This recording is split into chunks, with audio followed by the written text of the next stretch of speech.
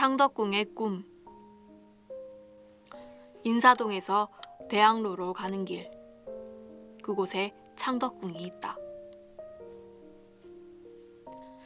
조선의 이궁으로 경복궁 동쪽에 있다 하여 동궐로 불렸던 창덕궁은 2005년에 완공 600년을 맞았다.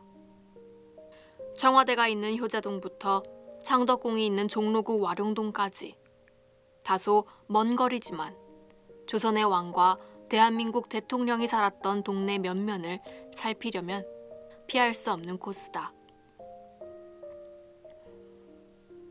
조선의 정궁은 경복궁이지만 200년 남짓 제기능을 발휘했을 뿐 임진왜란 후부터는 창덕궁의 시대라 해도 과언이 아니기 때문이다. 경복궁의 절정이 세종대왕 시대였다면 창덕궁은 정조시대였다. 진경시대를 활짝 연 정조의 꿈과 야망이 살아 숨쉬는 궁. 한국 궁궐 건축 중 유일하게 유네스코 세계문화유산에 정식 등록된 창덕궁은 아시아 맹주 자리를 가슴에 품었던 정조의 작전지휘본부였다.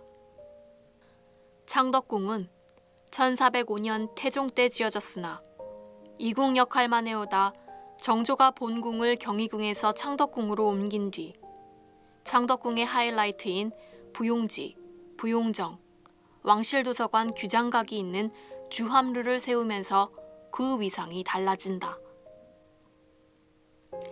정조는 이곳 부용정에 앉아 주함루를 바라보며 강대국 조선을 설계할 야심에 부풀어 있었다. 사진 설명. 정조대왕 영정. 1752년부터 1800년. 정조의 이름은 산이고 자는 형운, 호는 홍제로 장헌세자의 아들이다. 정조는 북벌에 한양은 전혀 도움이 되지 않음을 간파하고 새도읍으로 수원화성을 점찍었다. 하지만 기구한 조선의 운명인지 창덕궁의 왕기가 거기까지였던지 정조의 절명으로 무산되고 만다. 우리나라 왕의 어진 중 군복을 입은 초상화는 정조의 어진뿐이다. 사진 설명. 삿포로 눈축제 개막식을 장식한 수원화성 대형 얼음 조각에서 개막하는 필자. 오른쪽에서 세 번째. 부친의 죽음에서 비롯해 어린 시절 늘 신변의 위협을 느꼈고 나이에 맞지 않게 주역에 빠져든 것 등 정조와 필자는 비슷한 점이 많아 평소 정조 행적을 자주 찾아보곤 했다. 2005년 2월 일본 삿포로 눈축제에 초청받아 필자는 개막식 조형 작품인 수원화성 얼음 조각 앞에서 오프닝 테이프를 끊게 되었다. 그 해 정조의 야심작인 수원화성은 유네스코 세계문화유산으로 선정되었다. 일찍이 나는 정조에게 관심이 많았다. 정조는 11살에 부친 사도세자의 죽음을 목도했고 나 역시 11살에 공주 금강에서 아버지의 마지막 모습을 배웠다. 어린 시절 늘 신변의 위협을 느꼈고 나이에 맞지 않게 주역에 빠져든 것 등 비슷한 점이 많아 평소 정조 행적을 자주 찾아보곤 했었다. 그러던 중 2005년 2월 일본 삿포로 눈축제에 초청받은 나는 뜻밖의 개막식을 장식할 대형 얼음 조각이 수원화성임을 알고 놀랐다. 매년 삿포로 눈축제는 세계 각국의 대표적 조형물을 개막식 작품으로 조형하는데 하필 내가 초청받은 그 해 유네스코 세계문화유산으로 지정된 수원화성이 선정된 것이다.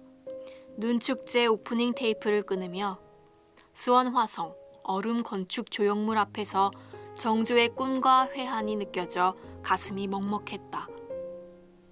그때였다. 조형물 앞에서 긴 머리를 늘어뜨리고 가만히 나를 바라보는 한 여자 연가가 있었다.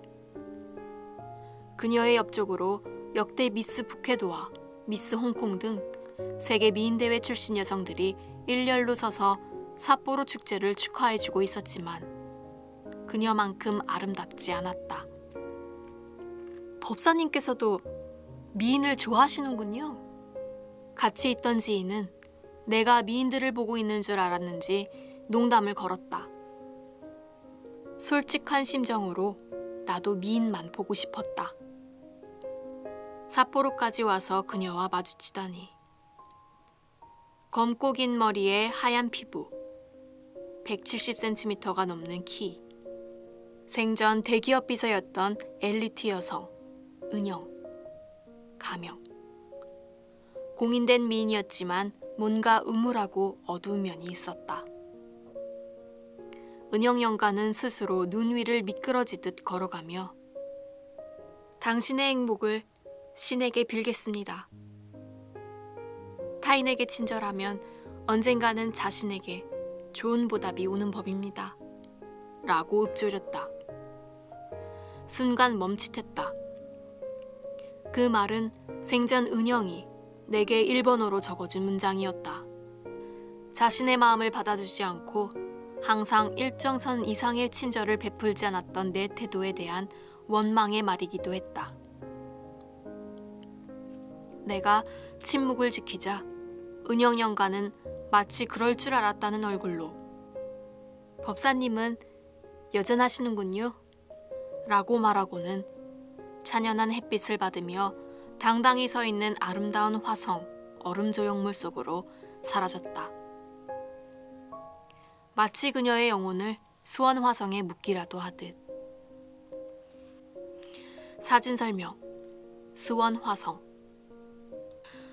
정조는 왕위에 오른 지 13년 만에 당쟁으로 죽어간 아버지 사도세자, 장원세자를 조선 최고의 명당인 수원 화성으로 이장한 뒤 이를 중심으로 한양을 대치할 신도시 건설 계획을 세운다.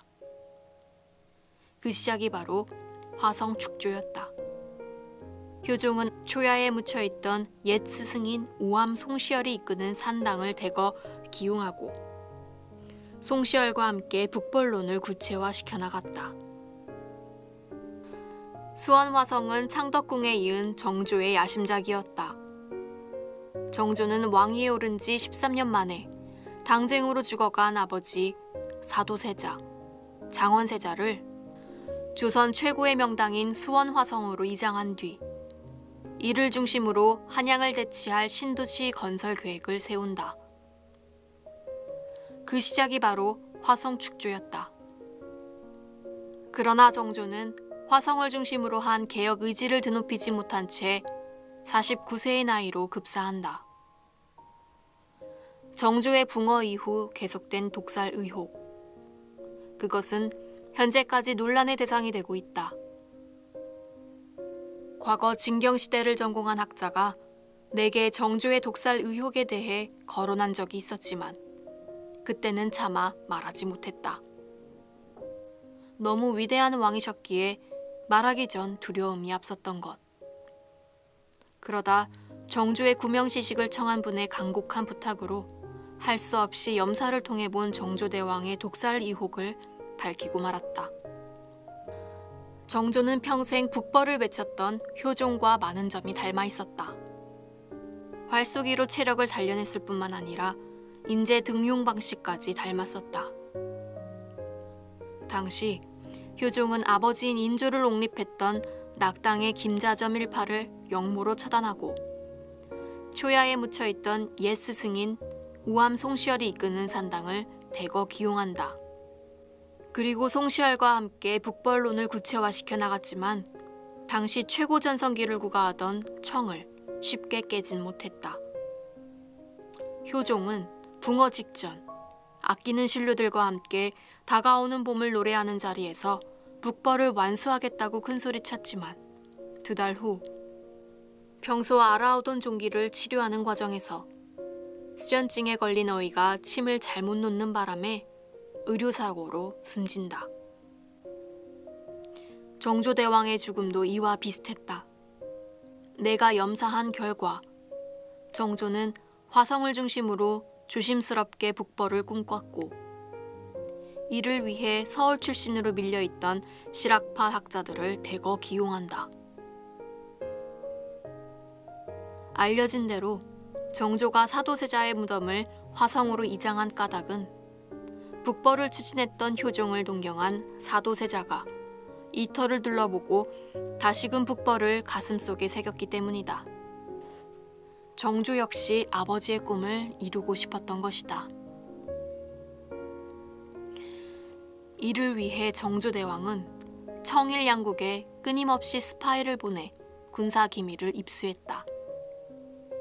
그는 특히 도화서 화원들을 아꼈는데 이들은 첩보작전의 중요한 역할을 담당했다. 당시 도화서 화원들의 솜씨가 얼마나 정교했는지는 기록화의 정수인 화성 능행도만 봐도 알 수 있다.